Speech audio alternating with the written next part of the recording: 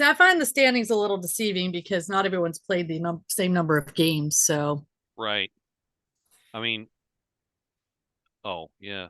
What I mean, if we've played 41 41, and the 41 and current, everybody else has played.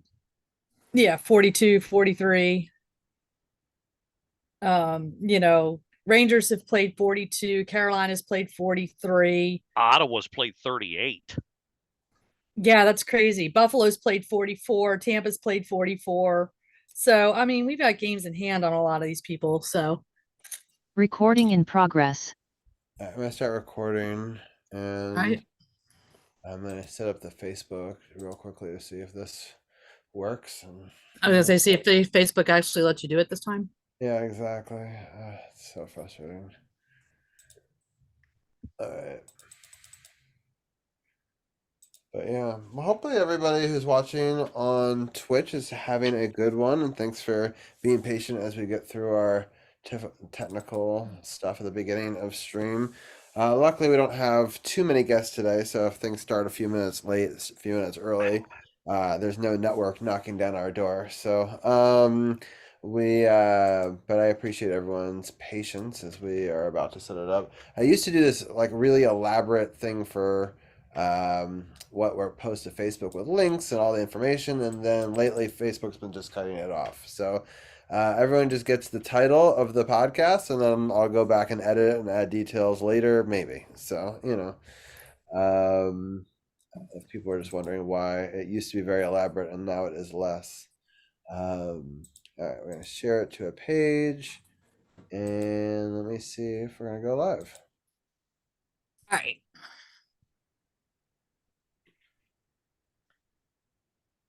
There we go.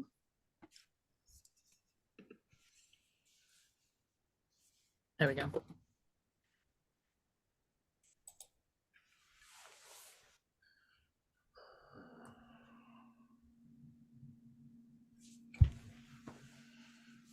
All right, sorry, let me just double check that that actually took, and then we will start. It said live, and then it was like, nah, just kidding.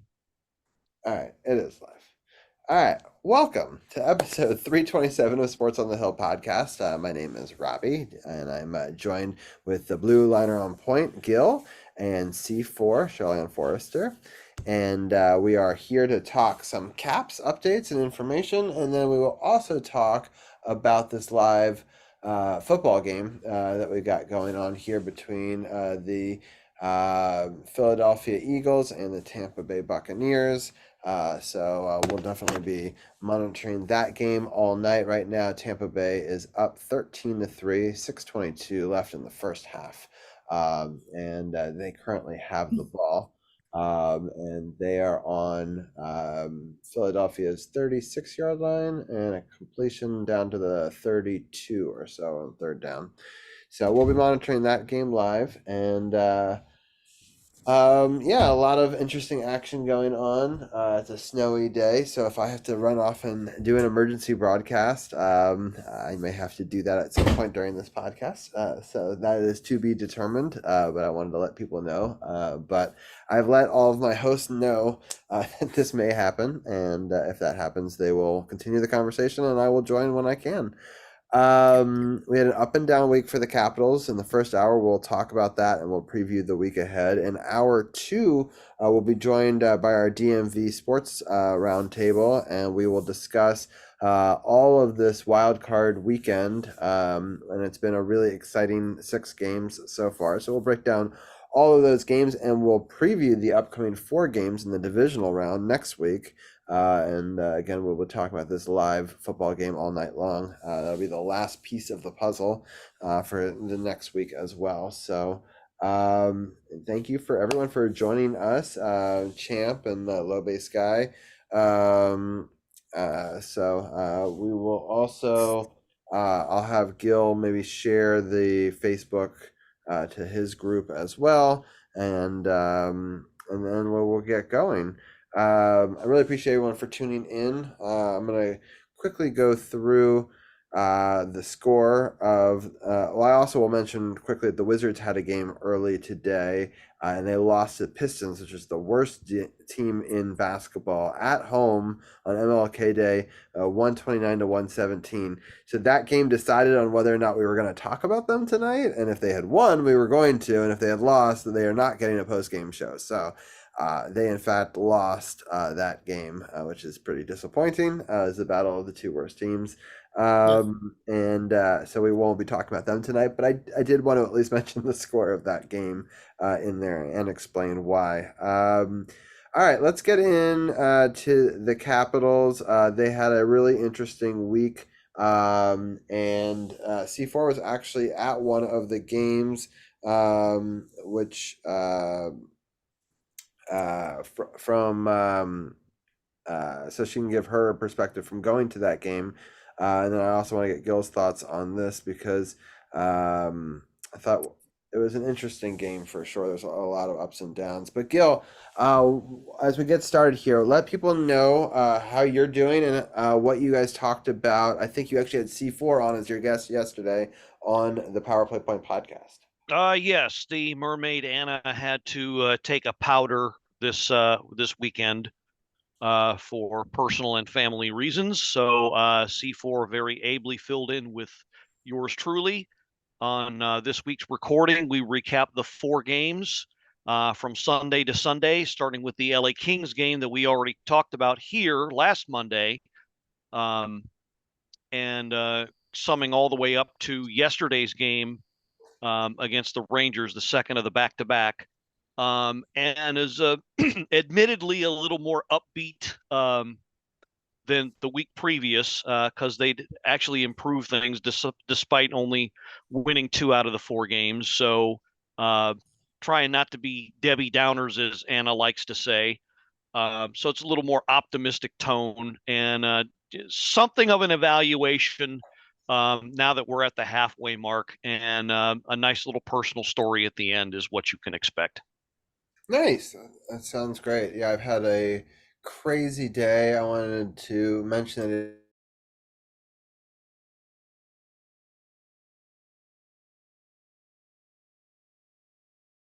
let me see. Are we live still on? Yeah, I think that will come back on. Let me just start.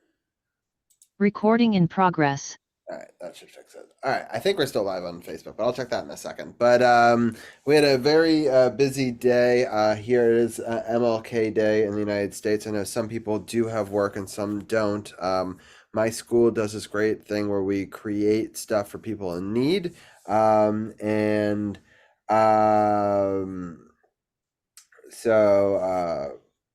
okay, we're back now though. Okay. Yeah, sorry about that. Yeah, I dropped out the audio for just a second, but we should be back now.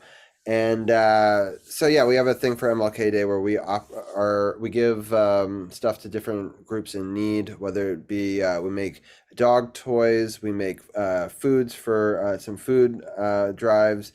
We also make cards for veterans, and we also create care packages to give to people on the streets that we give them. The parents put them in their car, so when people are coming by with like some food, but also things like sanitary stuff and other things that people would need, like care package wise. So I think it's a really nice opportunity to try to create something to give back to the community, and so I was really proud to be a part of that today.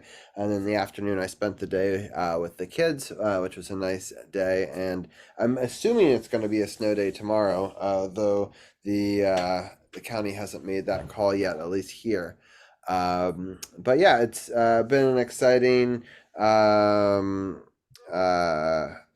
a couple of days here, but we can get into the football talk. I do want to just make sure before we get too far that it's still streaming on Facebook. But it looks like we still are. So, all right. So, with that being said, let's talk about the game that C4 went to. I'm going to go through the scoring real fast. Unfortunately, the Kraken scored 2 goals in the first period. Max Pacioretty gets his first goal as a Capital. Ovi's 19th assist of the season, and Trevor Van Riemsdyk 7th. to make it 2-1. But unfortunately, our old friend Justin Schultz scored a goal against us, and his fourth of the season, and that extended the lead to 3-1. I thought it was kind of done at that point because it was a goal at the end of the period. It's really deflating. In the third, they did end up getting one more goal to make it 4-1, which was frustrating for sure. But I'll get C4. What were some of your thoughts going to that game?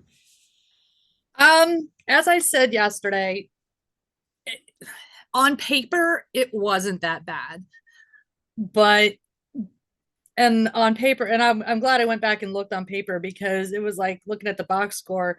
I mean, we only had 26 shots on goal, they had 23, so there really wasn't a lot of offensive effort on either side. But the shots that Seattle made, they made them count. Now, there is probably one or two that Charlie may want back. I think Gil and I talked about this. I think it was particularly the first goal, was it? No, that was the other game. Actually, But I think that was the Darcy other played. game. I think Darcy. Darcy, I'm sorry, Darcy. This game. I mean, there may be one or two he wants back, but I mean, I think he played a fairly solid game, all in all. It's just we were up against a really good goalie in Decord, and I saw him play in game 5 live in game 5 against Hershey in the Calder Cup final last year. And he's a big boy. I mean, he's hard to get around. So I think he's going to be an exceptionally good goalie for Seattle moving forward. So we just hit a hot goalie that night, along with the, only 20 odd shots. But I was with good friends, so it was a lot of fun. And I did shout out to CP3. I did actually get to meet up with him very briefly. Oh, that's so cool. I'm so happy that you did. I didn't even get to meet up briefly. So yeah, it was good to see him. I'm so sad that was his first game in this stadium. All these years he hasn't done it, and that was the first one. It's like, ugh. Yeah, it wasn't the most exciting game, but I had a lot of fun. So I mean, I always have fun when I go there, win, lose, or draw, so it doesn't matter. But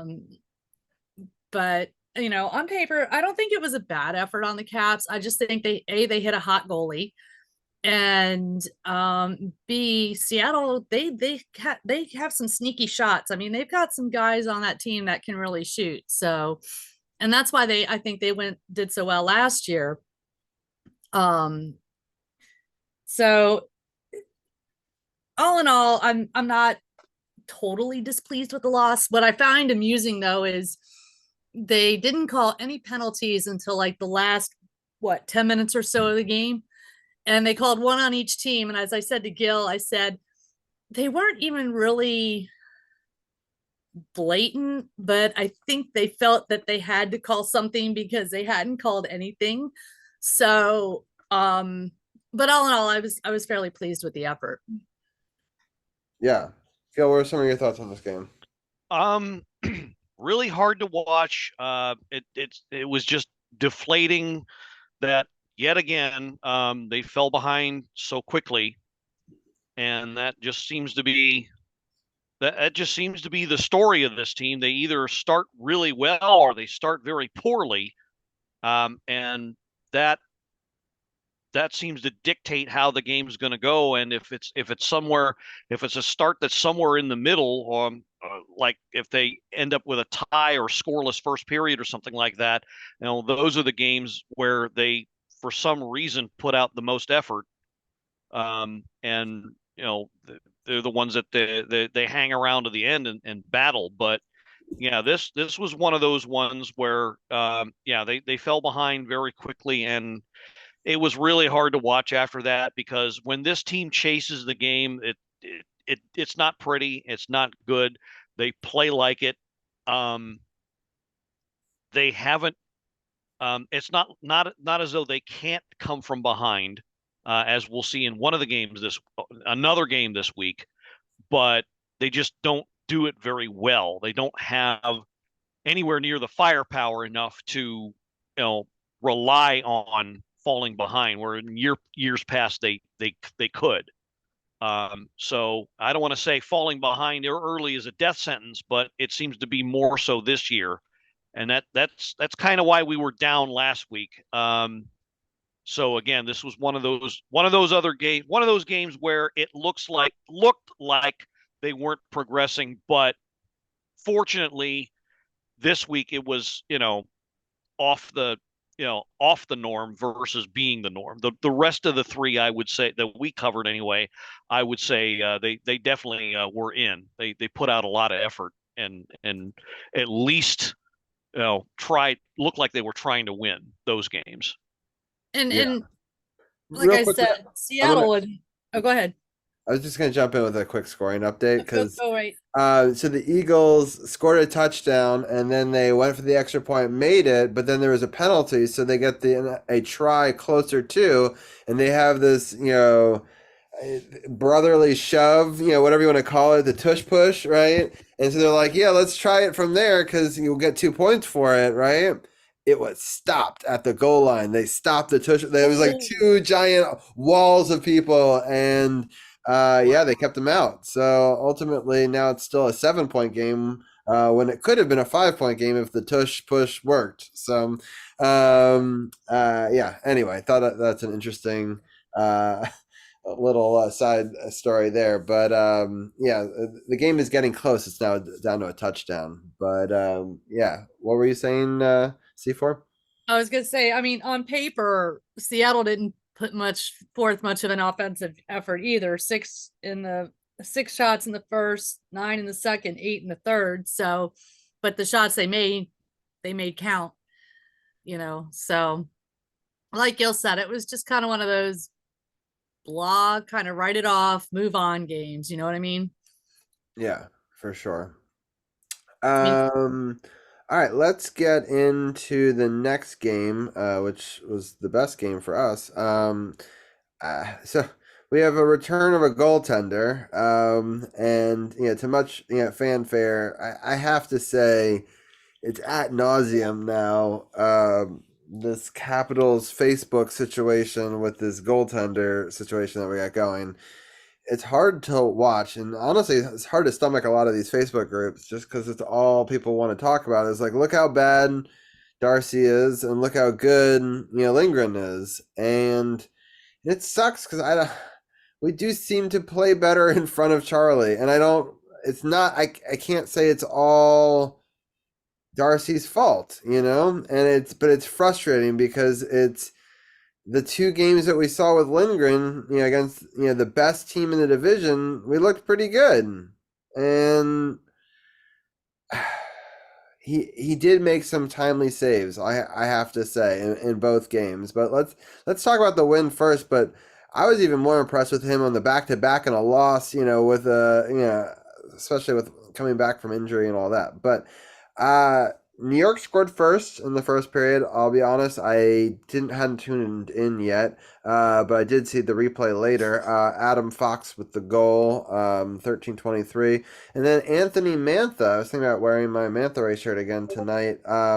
Tied it up. Very timely goal, 17:50. Connor McMichael, his 8th. Mantha blocks a shot, and then just goes straight up the ice and hopes that someone can hit him. And Connor gets the rebound and feathers a beautiful pass. And Anthony does a great move and decides to make sure to roof it to make sure that it's a goal, which I always love because you always hate to hit the pads on a breakaway, right? Like, make sure that he's got to make an incredible glove save to stop it. And he's falling backwards, and he's not going to make that save if you put it there. And he didn't. And it's a great goal. Adam Fox scores again, makes it 2-1. He's good. I don't know if anyone knows that. But there's a reason why he was an all-star in the past, and he's been out for a lot of this season, I think, in the first half, and it's scary how well the Rangers have done without him. And so it's 2-1 there, going into the third. Nick Dowd scores a goal, assisted by Kuzi and Carlson. A really beautiful goal that I want Gil to walk us through, and made it 2-2. And then TJ Oshie with a wonderful sick pass from Dylan Strome, his 10th assist of the season. Oshie's 3rd goal just needed. And Joel Edmondson setting up the whole play with his 2nd assist of the season. Great play on his part too to make it 3-2, and we hold on for the victory. And some phenomenal saves down the stretch there to hold on for that victory. But Gil, I want to get your thoughts first on this game. Well, this was one of those character wins. They frankly looked a bit lifeless in the first period.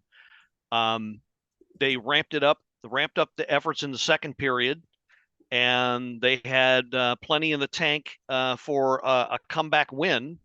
Now they when I say they is 4 letters and somebody else is 4 letters. And when you have 4 letters, you don't really come up with something good, and that was the case this time around. But anyway, the broadcasters made mention several times that the Rangers had not lost a game when tied after the first period and when leading after 2 periods. So it looked all doom and gloom. But again, Caps came with it in the third period, to their credit. And so the first goal that tied it, that led the comeback. So I've got the replay. I'm watching it now. So it's Kuzi who had gained the zone and circled the net over to the left wing, just to the top of the left wing circle, and did a twister shot, not a twister pass like he normally does, but a twister shot towards the net. Dowd had 2 guys on him, managed to get a stick in the air just under the crossbar and batted it in. Now, if you look at the replay, actually, now that I'm looking at the replay very closely, I don't know that puck was not going in. There was some debate as to whether or not that puck was going in anyway. It was not. Yeah, I don't It think was so. actually going to go wide. So Nick Dowd did the right thing and batted that sucker in and tied it. And then TJ Oshie, 2 minutes later, just about less than 2 minutes later, ties it with more net front presence, which we desperately need. So he's healthy. That adds another dimension to the offense. I wish we had somebody else who could do that, which is why we need more grit. But he's there, so we can use him, and he scores the go-ahead goal. He seems to play great against the Rangers, and I love that. And I think they were just caught off guard in the third period. I think they just I don't know if they ran out of gas, but they were just caught off guard. Also, I made mention that Peter Laviolette coach teams when they get the lead. Sometimes they don't play very well. Sometimes they get a little scatterbrained, and I think that's also what happened here. But yeah, great win, great comeback, and love the effort all around. Well, I definitely love beating our old coach, in Washington, because I was afraid that at one point we were gonna. I was hoping for a split, right? They're the top team in the division. That's a pretty good goal. If I was actually hoping that maybe we win the first one, we force the second game to overtime, we take 3 out of 4 points, and just that would be a slight nice thing. And we got close. I have to say we put a hell of an effort on in that second half of that game. And what I was really impressed about was we did so without Ovechkin, right? Because everyone's Right. like, oh, Ovi this, Ovi that, and even when Ovi's not scoring, he's taking up space and drawing attention to himself, which opens up opportunities for other people. But to not have him out there, it's a weird glimpse that we're getting of what life might be without him, right? So I thought everybody stepped up and they weren't looking to somebody else to make a play. That everyone was trying to make a play every shift and tilted the ice, and I thought that they had really good pace. And it was weird. After the second period, sometimes when we're down, I'm like, I don't think we're going to win. This game kind of reminded me a little bit of the clinching game in the Cup final, where I just said to myself, man, if we just have a 2-0 period, we'll win this game, That's what I said to myself between, the second and third period on that Cup winning game. And I was saying the same thing. I found myself saying the same thing here, which I don't always do. It's based, because a 2-0 period is nice. It's not a guaranteed thing, but if you play good defensively and take chances and you have your opportunities, you can do it. And sure enough, they played in a very gritty, similar kind of way to that game, and I was very impressed to see. But what were some of your thoughts, C4? I unfortunately did not see the game. I was down in Virginia taking care of some family obligation. I was sort of following along in the chat and online. I did watch the highlights. And what I saw I liked. You know, I think it was a fairly complete game from what I heard, from what I could see. Um, you know, I was just happy to beat Laviolette at his own game. So, you know, and it was kind of funny. There was an article, I didn't mention this the other night, but there was an article um somewhere that, or something, a post where uh, uh they were talking about the goal that Mantha scored, and he says, yeah, we were up ahead and then somebody scored. He didn't mention Mantha by name, which I found highly amusing. I wish I could find it again. I saw it somewhere on Facebook and I Yeah, cannot find it. I saw this And I was too. just Actually, like, Russian Machine Never Breaks wrote an article was it about it. RMNB? Yeah, Yeah. They, for all that they're a little off the wall sometimes, I found that article rather amusing. right. But Gil's not a fan, I know. I know. They have their purpose. I will give them that. Right.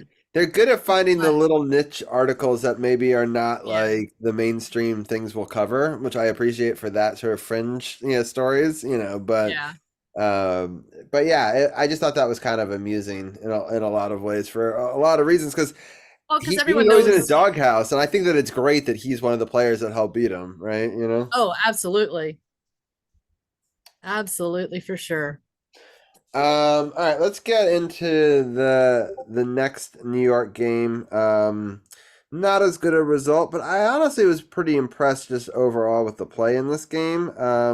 Unfortunately, they let up a goal in the first and last minute of that first period. Although I think they played a pretty solid first period in that game, which it was very unfortunate that they had some miscues there. And then in the second period, I really loved Oshi's goal. It was almost a copy paste of what he was doing with Strom in the previous game, right? So you made it 2-1, and I watched this whole game with Zach, and I was hoping that we'd come back. I really felt like we were going to. I don't know. I felt good about this game. I thought there was decent effort being put forth. I thought Lindgren, played a really good game, 93% save percentage, very solid, only letting in 2 goals, in 20, in 31 shots, which is, solid, right? I mean, that's that's what we're asking the other goalie to do, so like, we're trying to be consistent here. So, but I thought that Igor put up an incredible game on the other side, right? It was just a really good goalie duel, and I thought a really good, high quality, top level game. Great rematch of the day before, and we fell just short. But it wasn't a lack of effort, as sometimes losses are. And I thought it was really it reminded me of this rivalry from years past. It's a very similar to an old school Rangers Capitals sort of grinded out kind of game. So. Gil, I'll start with you. What were some of your thoughts on this loss? Great effort. Much was made of Charlie Lindgren starting back-to-back games, but he proved up to the task. So, yeah, at the risk of further extending the goalie debate, I think it cannot be disputed that for right now and the foreseeable future, I just used words that our head coach used that I can't stand. But anyway, no, going forward, it's Charlie's net, and that I don't think should be disputed at this point. I think he's earned it. I think he's earned the majority of the starts the rest of the way, and so I hope that shuts everybody up for at least a good solid month or so. Beyond that, it was a great effort. They were definitely into the game. You can't question that. I did like the way the coaching staff reacted. I think Kirk Muller, I heard, according to Al Koken, was kind of leaning into the guys in between periods, and also I think Spencer Carberry and Mitch Love kind of mixed up the defensive pairing. So at one point you had. Let's see. I think you had you had Jensen and Edmondson. So Jensenson or Edmondsonson, if whoever you want to with that. You had Ethan Bear and Martin Faravari. So Baravari for the other pair, and then Carlson and TVR. So watch TVR in your car, I guess. I don't know. You can call that one. But that worked out. That worked because for the most of that period, except for, of course, when the Caps were having to kill penalties. Oh boy. The Caps were doing a pretty good job of keeping the Rangers out of the scoring area for the second half, most of the second half of the game. So, and where they couldn't, there was Charlie, and that's pretty much how that game went. They just couldn't get that second goal. Yeah. Or I'll third. let Cheryl give her thing. This is the time where I need you guys to bamf because I get a closed school tomorrow. So I'll let you Oh, guys shout out yay. this game, and I Okay. will do my thing over here. But I am here. Yeah, give your thoughts. Well, I came in, I was driving home and trying to listen, but it kept bopping in and out. So I got home just in time to see at the end of the second period when Nick Dow got the roughing penalty against Adam Fox. So yeah, caught the tail end of the second and then all of the third. And I really liked the effort I saw in the third. We kept, we didn't have as many shots. We only had 7 shots, but the effort was there. The attempts was there. The will was there. And we kept that, there was a lot of zone time. We kept them, we tried to keep the defense was playing a little better, keeping it more Well, towards again, our end, when you more in have the to kill a neutral zone. 5-on-3 and you have to kill back to back to back to back to back to back penalties that Right. Yeah, should not have been exactly. called, Yeah, that tripping call was bogus. was that no, was that the one? No, was that the other day? No, this was the one. Yeah, No, no, this was the the one. tripping was on Saturday. No, the tripping was No, this was the one with the phantom tripping call where that's right, where Carlson. John Carlson tripped Yeah, over the stick, Lafreniere tripped over Carlson, and the other guy tripped over Lafreniere. Oh, yeah, that's right. This is the one where there was what, 4 or 5 penalties against Lafreniere. yeah. What did I say? He's the Sidney Crosby of the Rangers. So Made of yeah, cottonelle tissue. That's soft. Yeah. yeah, or what was it? A pallet of Charmin, I believe. Yeah. Yeah, so I didn't, and I completely missed Joel Edmondson's high sticking against Lafreniere. I'm like, wait, I Because mean, there again, wasn't any. Because okay. his stick was at his waist. I don't know what kind of high sticking they were watching, unless it was from a porno film they had in the back pocket on their device. I don't know. These refs were out to lunch and beyond. I swear. Yeah, horribly called game. Yeah, but I think, like I said, that what I saw at the end of the tail end of the second and into the third, I think the effort was there. I think we played well. Again, Shesterkin also played well. So, and their defense was playing well. So, and then, what did we have? 1, 2, 3 penalties. So that's 2, 4, 6, 8 2, 4, 6 minutes of penalties. So, you're only actually playing whatever 20 minus 6 is, 14 minutes, something. No, 8. I don't know. I don't do math. So yeah. But all in all, I think of, the including the Kings game, Sunday to Sunday, I'm pretty happy with the 500 week. So the other night, I think the only game there wasn't a whole lot of effort was the Seattle game. And I think it was just a matter of they weren't making a lot of effort, so we weren't making the effort, but they made their shots count and we didn't. Yeah, I would agree. And I'm not, look, I said going in, as long as they kept it close, I wasn't going to be disappointed. They did that. And Charlie did what he had to do, which was keep them in the game, especially while on the penalty kill. So again, he's earned the net. There's no question at this point.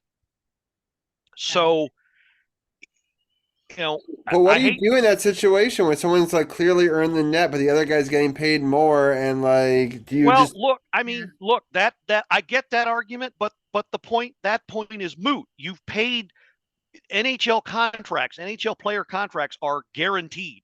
All right. He's going to get the money regardless. He's going to get the money whether he's sitting on the bench or eating nachos in the press box or sitting in a hospital flirting with the nurses. He's going to get paid regardless. So that money is spent. There's no sense crying about it. And I never understand these fans that But whine and do you cry play about. Lindgren on back to back all the games? Do you not play Charlie at all? Do you? Well, it How do depends. you? How do you do this? It depends on the opponent. Right now, they're going to have to figure out how to split that. Right now, I would say the rest of the way they've got 40 games. I would say some of it's going to have to depend on the opponent. Obviously, it's a high caliber opponent, and Charlie's still playing at a higher level. You put him in net. Now, if it's a back to back and one of them is a lesser opponent, then you start Kemper against that team. So the But Minnesota Colorado, for the example, Minnesota Colorado, yeah, start I would Darcy at Minnesota start him in Kemper Minnesota, start and Lindgren in Charlie Colorado. against Colorado. Mm-hmm. Although there could be an advantage in doing the reverse because I'm sure Darcy's familiar with a lot of the guys since that's his old team. True. But yeah. Regardless, so it should be something like a 60-40 split or something along those lines. You That don't all want makes to wear, sense to me. yeah, you don't want to wear out either goaltender at all in case there's a playoff run. Well, I got news. Alan May said it best. You know what their playoff run? It's now. It is right now. That's when it starts. It starts now because they're in a battle with 6-7 other teams for 2 spots. Right. So they're in playoff mode right now, or well, they need to be. They should be. Yeah. Yeah, exactly. And and I was saying the other night, this team right now is doing way better than I expected. And we are in the fortunate spot that we have the young talent and the player development that as we're going through this retooling, restructure, whatever you want to call it, we are not sinking to the bottom like a lot of these other teams did. Detroit, Chicago, we're treading water. We're still in the mix. And we're very fortunate that we have the talent pool to do that. And we've seen in the last 2 games without Ovechkin that we can still play good hockey. So I'm not overly concerned about what's going to happen when Ovi retires. And like Gil said, this is why we're on a 3-year plan, maybe 4 years. A 3-year plan instead of a 6, 7, 8, 10, whatever year plan to build this team back up. So, but this again, on the other hand, this fan base has been spoiled. So something happens, somebody gets injured, GMBM makes a bonehead move, and we tank all of a sudden. There's the flip side to that. But right now, we are very fortunate that we are in the position we're in and that we have the level of talent we do to keep us in that position. No, we're probably not going to make the playoffs this year.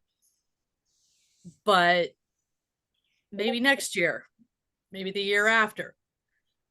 And maybe in 5 years, we're holding a cup again. So I'm not worried about this team. And this year, as I said before, is the roller coaster. Strap in, hang on, enjoy the ride. And yeah, you may get nauseous and throw up a little bit, but that's all part of the fun. That's what a roller coaster does. So This type of game next year, I guarantee whenever, for the most part, whenever they get caught up in this type of game where it's back and forth and really, really close, they don't lose. More often than not, they will not lose next year. They'll at least take it to overtime. But they won't lose it outright. Right. But that's where they are. That's just where they are now. And you're right. The fan base is spoiled. I don't think half of them understand where they are. No, because they came in during the cup run. Yeah. They Yeah. most of them And, came in 2017, 2018, and that's why, not to sound elitist, but that's why, Robbie, you and I have podcasts like this to try and educate the fans and get them to understand, hey, look, sometimes you you gotta have some perspective and understand where you were and where you are now. you know and I'm Mhm. thinking some just don't quite get it, because yeah, they came in when they were up here, and now we're down here, and Yeah. they don't understand why. Oh, okay, well, They don't understand why we're lucky we're not down here. yeah, where's the thrill? Where's the good stuff? What this team just won a cup. No, they didn't. It's been 5 years, 5.5 now, and a lot of those guys are Yeah, gone 2018. and older. Okay, so and I even saw a tweet a week ago begging for Caps management to bring Bruce Boudreau back as coach, because somehow he could magically return the team back to the glory days when he was coaching, when Caps were winning games 6-1. No, Well, the no, game is also, but the game has also changed in those 5 years. yes, exactly. The game itself has changed, not just the team, but the game itself has changed as that's teams part get of it. younger and faster and smarter, and yes, the game has changed. And you don't have you don't have the young guns. You have one very old gun who is now, I hate to say it, struggling through, and frankly probably should sit out. We said this on the podcast. I wouldn't mind if he sat out from now all the way through the All-Star break. Exactly. Because it looks like he's in need, even though he's still contributing, he's definitely looking like he's in need of some sort of reset, something. He was struggling against Seattle. I mean, I think, yeah, he had an assist in that. I think he had an assist in that game. Yeah, he did. Yeah, he had an assist in that game. He did. Yeah, he assisted on the Pacioretty goal, but he Yes. was tired. He was struggling. I mean, it hurts me to see him in the power, or whenever he's on the ice. I mean, he literally stands right on the neutral zone side of the blue line waiting for that puck, and as soon as the puck crosses, he gets in. It hurts me to see him standing there. Not only he mostly during the power play, but he was doing it some during 5-on-5 too. He's not as involved in the game as he used to be, so you can see he's struggling. Yes, he has 19 assists, and that's amazing. That's awesome for him, but I'd like to see him more involved again, and it just hurts me to see him not. So like you said, I think he needs more rest than he's letting on. I think he's hurting. Yeah, He just doesn't want to let it. I don't know if it's something that can be fixed in the short term, or if this is, because it's got all that wear and tear over all these years, it's got to catch up to you eventually. 30, is he 38 yet? 37, 38? 38. He's 38. Yeah. He just turned 38. Yeah. He's not spring he's chicken like anymore. a year younger than me, right? So, he's right around my age. So he's a few years younger than me. But yeah, I'm not going to say how much younger than me he is. Well, I'm older than you, so. But yeah, and and we're talking a little bit about age with Kemper too. We brought on a 32-year-old goaltender for 5 years. Yeah. Well, okay, so much has been made. Well, I just want to jump in here. Robbie said something about paying $5-6 million to a goalie that's going to sit most of the games. Yeah, we lambasted Brian McClellan a lot for a lot of the deals, and that's deserved. Yeah, but I understand. Yeah, to I understand his exactly credit, why I hired him. Darcy Kemper was the best goalie available in the free agent market. He did the best he could. Absolutely. And as much as the fans were crying and complaining about Samsonov and Vanacek and how poorly they were doing, and how neither of them was going to be the guy in net. Okay, now you go out and get a guy that just Mhm. won a cup. What else did you want him to do? Right. No, exactly. No, I get I totally see The where you're only coming other from. I option, completely Gil, is to understand try to that. find one of these young guys that would up on the rise that maybe wasn't going to cost five. Because there are some goalies that I'm pretty impressed of that are younger, but you're taking a flyer on them. You don't know. Well, This is more of a exactly. sure And thing, quote unquote. to me, and you already did that. You already did that with Vanacek and Samsonov. So you're putting yourself right back where you started. And Mhm. the fan base complains so damn loudly about their performance. There was no way that was going to be an option. So he only had one direction he could have gone, which was this. And admittedly, yeah, no, he is not performing up to snuff. But Do he's you think not. he's still better than our AHL goalies? Because I know there's some conversation that one of them could maybe come up and you Yes, just. Right now, yes, I would say he's better than Hunter Shepard. I would say for he's sure only better than Clay Stevenson. well. I Well, Clay Clay Stevens. Stevenson, I tell you what, here's what coaching, here's the difference, and we discussed this in the podcast. Here's the difference coaching makes. Okay. Clay Stevenson was in the ECHL for a long time. And a mutual friend of mine in Gills, and I believe you met him, Marcus, was like, this guy is trash. He's too old. He's not going to amount to anything. He moves up to Hershey under, and I don't ask me the name of the coach in Hershey because I can't remember the goal coach in Hershey. I can't remember It's his name. a Finnish guy. Yeah, I can't something remember like his that. name either. He has made that kid from somebody who is, you know, and he's having a career year in Hershey. He is doing phenomenally well in Hershey. Sammy, to this, I will go to my grave believing if Sammy had the right coach and the right defense, he would have been a freaking beast. I will go to my grave believing that.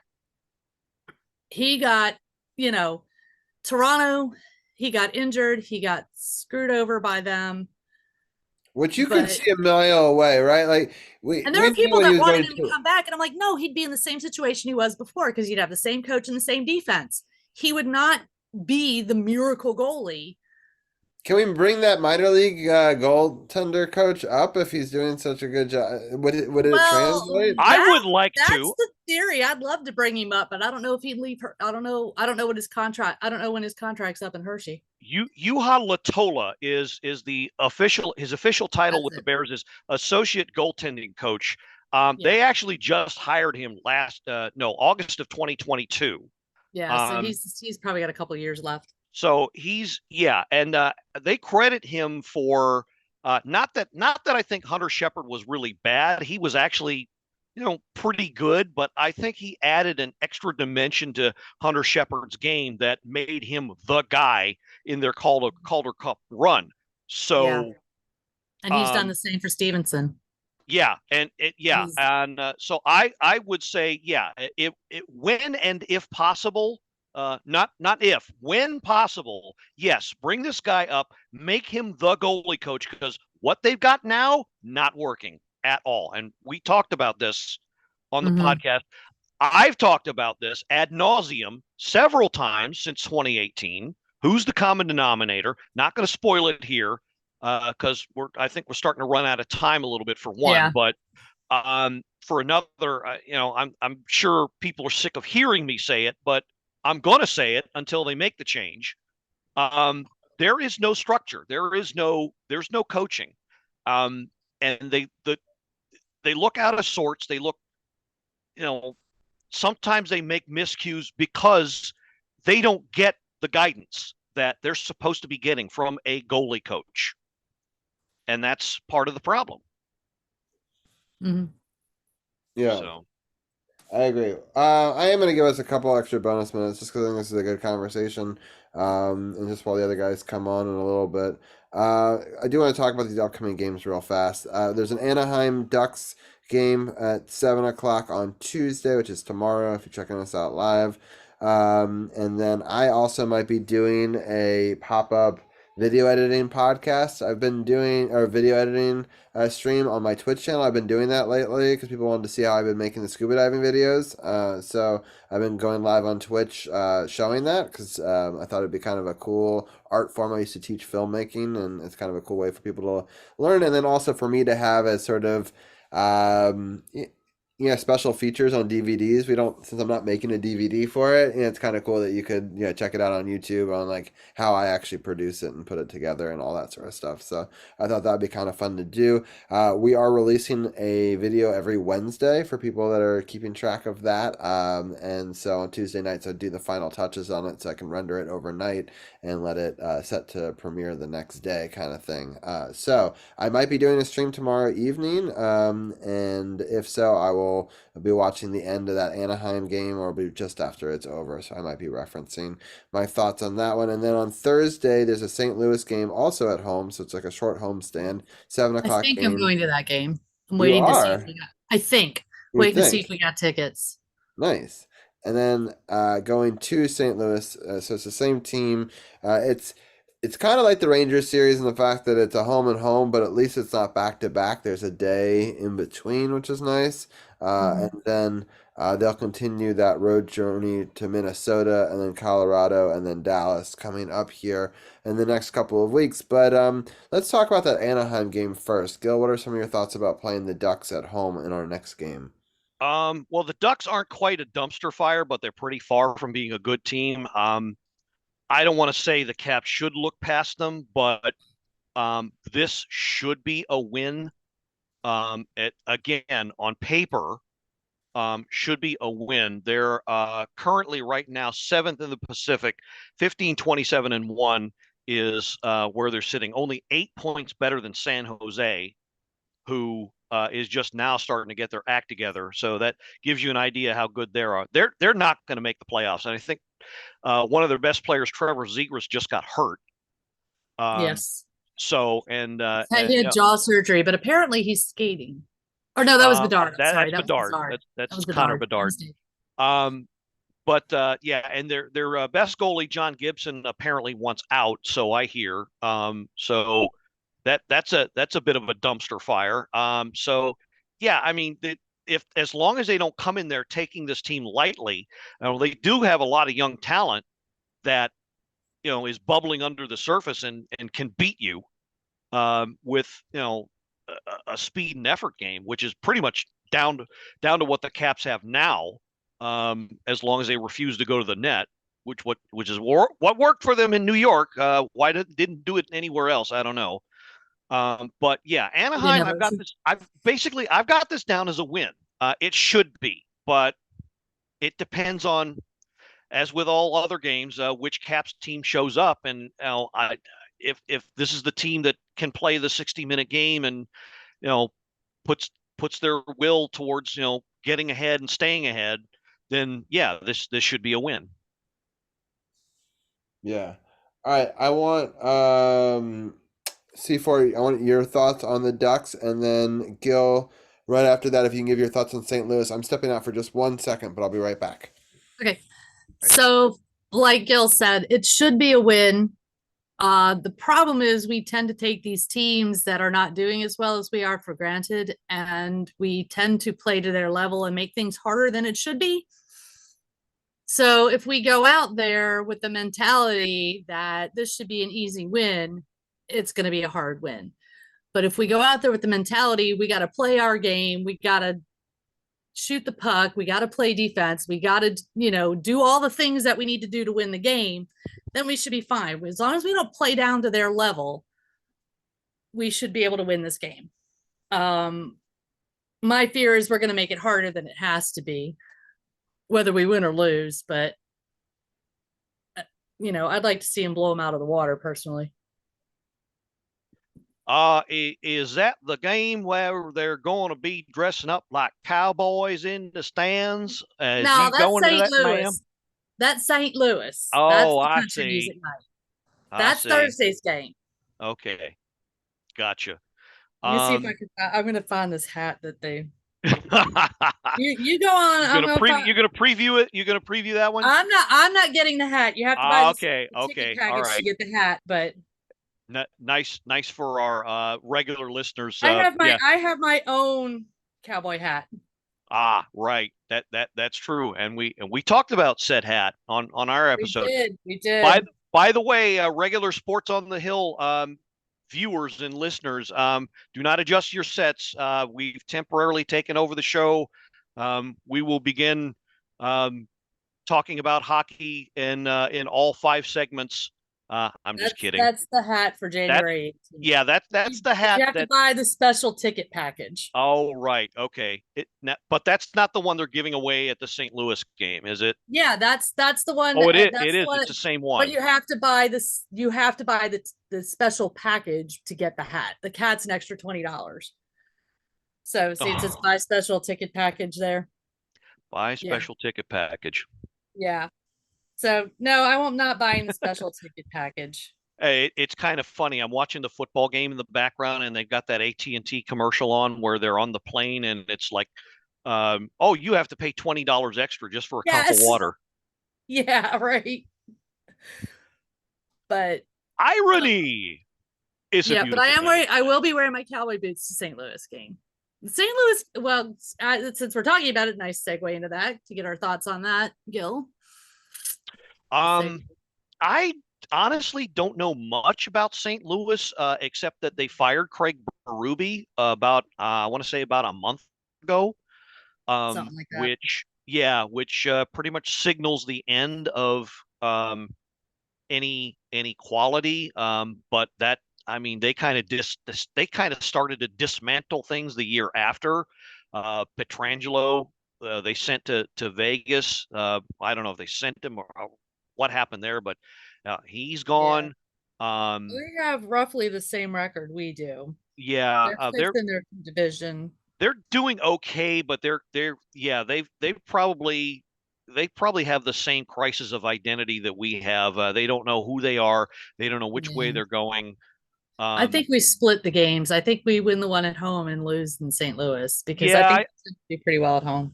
I think they're too much a carbon copy of the Caps. So yeah, I would not be surprised if the home and home ends up being a split. And or one of those games goes to overtime and or the dreaded shootout.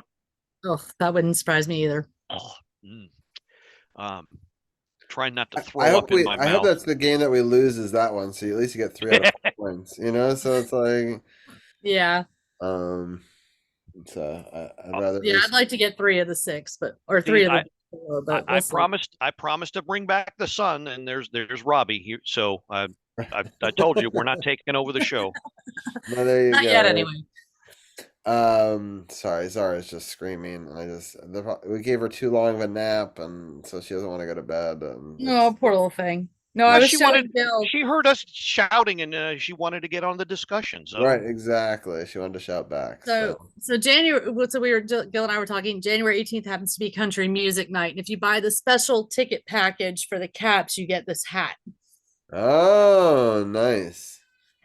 But I have my own cowboy hat, but which I'm not going to wear to the game because it's too big and it'll get in the way. But I do have a pair of cowboy boots that I will be wearing.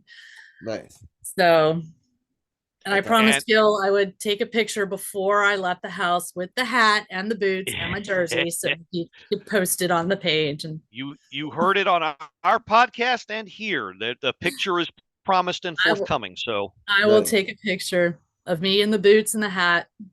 There you go. Maybe we'll show it next week on the show. The Bucks Eagles game is still very close, but Jalen Hurts just had a good run there for a first down, and that guy's being held so much. Did they call it? I don't know. They never seem to call it. Oh, and then he spears him on the way down. Ugh, that sucks. Oh, they did call the holding call. That's incredible.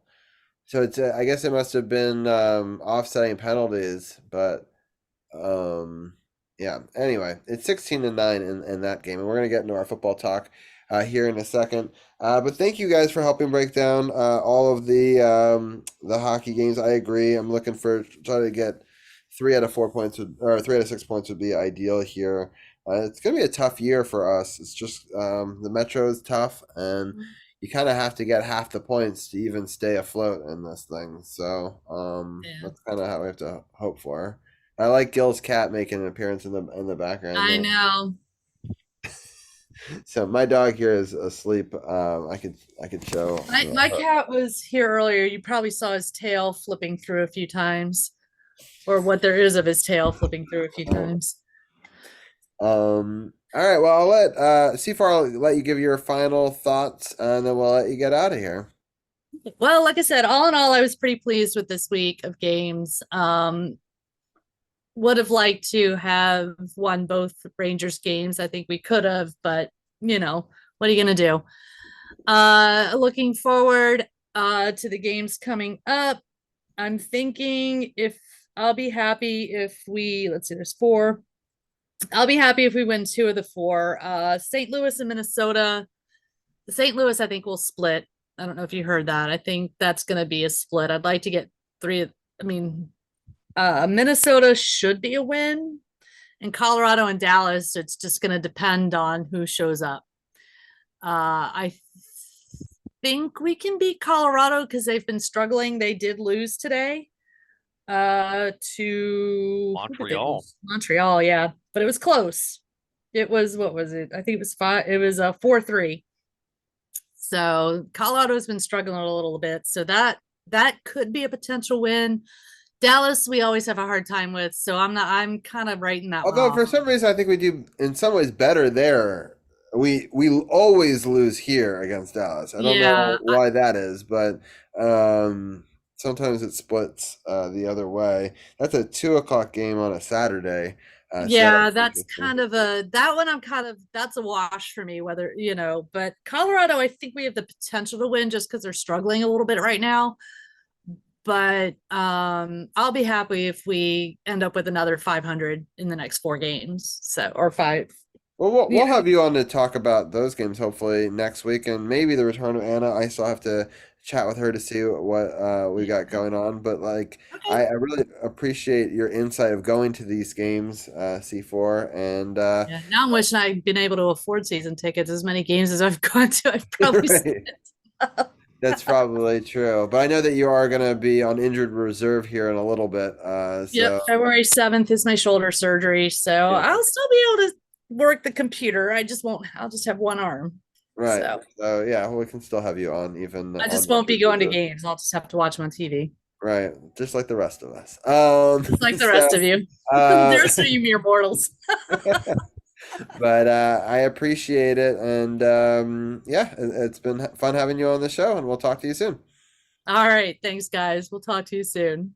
And Gil, Thanks, I hope Caroline. that people will check out your show this week. If you go to sportsothp.com, click the podcast partners button. Also, I'll do one more time the Gil command here, which will make the graphic appear live on screen, as well as links to the podcast on that. If you're watching on Twitch or if you're on Facebook, you probably already know. You can search the Power Play Point podcast, and there's a Facebook group that you could join for that. Gil, any final thought? Do you want to talk football with us, or do you want to give your final thoughts and head out? I'd like to, but even though we've got the 2-hour delay, so I'm technically going to be heading in late to work tomorrow. I'm starting to feel my age, so I will totally gracefully fine. bow out, even though I do have a few thoughts on this week's playoff action. But I think there's Tim and Ken have everything covered as far as that goes, and you. So I'll leave it to you guys. But make sure you catch this week's episode of the Power Play Point podcast. It's me and C4, and a little more upbeat than the previous episode because the Caps are generally doing better. But I think the way they've been playing recently, 500-ish hockey or slightly better is what you can expect. But again, the most of these 3 games they were in it, and they're that's what you can expect, at least for the most part. So they're still going to be a fun team to watch. So keep your eye on them, and let's see if they hopefully improve and see where they go from there. So keep the faith. Yeah, sounds good. Well, I appreciate your timing as always and helping me out. I did get it posted on all of the pages. It was not as bad as I had feared. So I continue to keep my day job, which is always good. But I appreciate you, Gil, as always, and I look forward to having you on next week. absolutely. We'll be there. All right, sounds good. All right, with that, we'll bring in Champ and Tim, and if we get a Rune in the future, we'll bring him along when he calls in. I'm excited to be able to break down some football with you guys. Let me switch up my graphics, and I think it's that one.